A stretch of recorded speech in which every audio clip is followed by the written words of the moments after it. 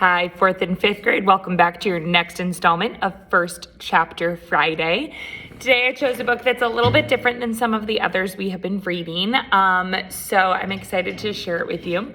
A few classes might have heard part of this when I was suggesting chapter books a few weeks ago, but I'm going to read it again. So if you've already read it, if you've heard it, feel free to stop. But this is Neil Gaiman's The Graveyard Book.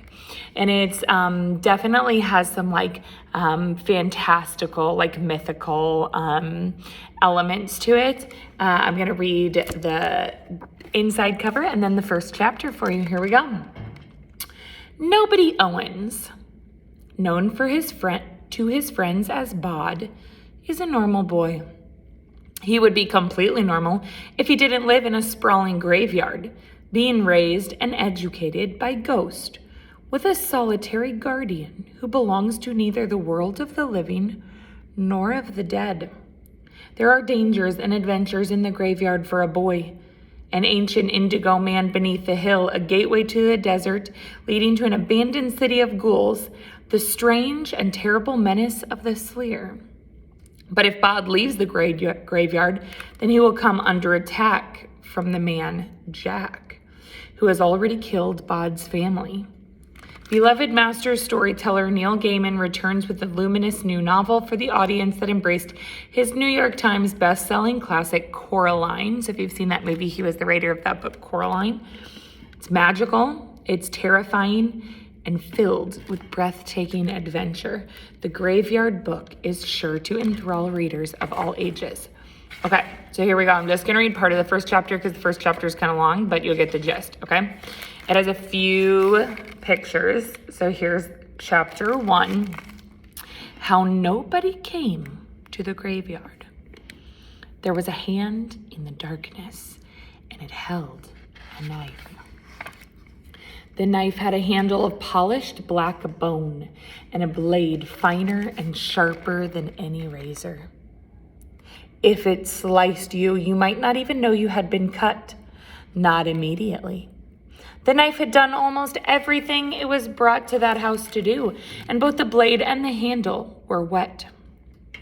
The street door was still open, just a little, where the knife and the man who held it had slipped in, and wisps of nighttime mist slithered and twined into the house through the open door. Next page. The man Jack paused on the landing. With his left hand, he pulled a large white handkerchief from the pocket of his black coat, and with it he wiped off the knife in his gloved right hand, which had been holding it, and then he put the handkerchief away. The hunt was almost over. He had left the woman in her bed, the man on the bedroom floor, the older child in her brightly colored bedroom, surrounded by toys and half-finished models. That only left the little one, a baby, barely a toddler, to take care of. One more and his task would be done. He flexed his fingers. The man Jack was above all things a professional, and so he told himself that he would not allow himself to smile until the job was complete. His hair was dark and his eyes were dark, and he wore black leather gloves of the thinnest lambskin. The toddler's room was at the very top of the house. The man Jack walked up the stairs, his feet silent on the carpeting. Then he pushed open the attic door and he walked in. His shoes were black leather and they were polished to such a shine that they looked like dark mirrors. You could see the moon reflected in them, tiny and half full. The real moon shone through the casement window. Its light was not bright and it was diffused by the mist, but the man Jack would not need much light. The moonlight was enough. It would do. He could make out the shape of the child in the crib, head and limbs and torso. The crib had high, slatted sides to prevent the child from getting out, of course. Jack leaned over, raised his right hand, the one holding the knife, and he aimed for the chest. Then he lowered his hand, and the shape of the crib was now a teddy bear, no child.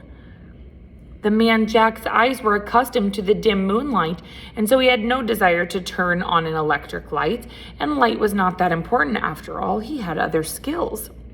The man Jack sniffed the air. He ignored the scents that had come into the room with him, dismissed the scents that he could safely ignore, honed in on the smell of the thing he had come to find. He could smell the child. A milky smell like chocolate chip cookies and the sour tang of a wet, disposable nighttime diaper. He could smell the baby, shampoo in its hair, and something small, a toy, he thought maybe, and then, no, something to suck on. The child had been carrying it. The child had been here, no doubt, but was no longer there. The man Jack followed his nose down the stairs through the middle of the tall, thin house. He inspected the bedroom, the bathroom, the kitchen, the airing cupboard, and finally the downstairs hall, in which there was nothing to be seen but the family's bicycles, a pile of empty shopping bags, a fallen diaper, stray tendrils of fog that had insinuated themselves into the hall from the open door to the street. The man Jack made a small noise then, a grunt that contained in it both frustration and also satisfaction.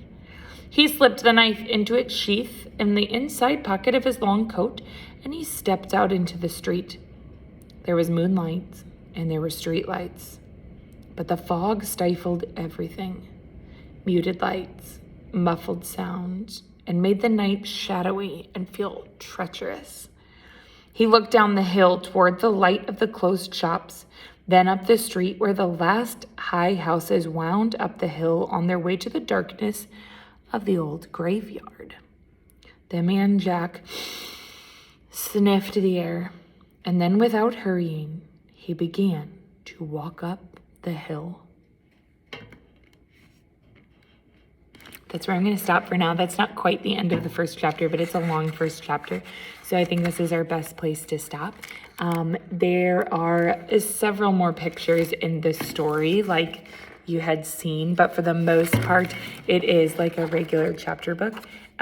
This author is just brilliant. He has a lot of great books that are on tons of award-winning lists, and I really think if you are into anything fantasy related, that this might be a good book for you.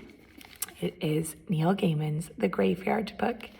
Anyway, happy Friday. I hope you enjoyed, and I hope you come check it out. Have a great day.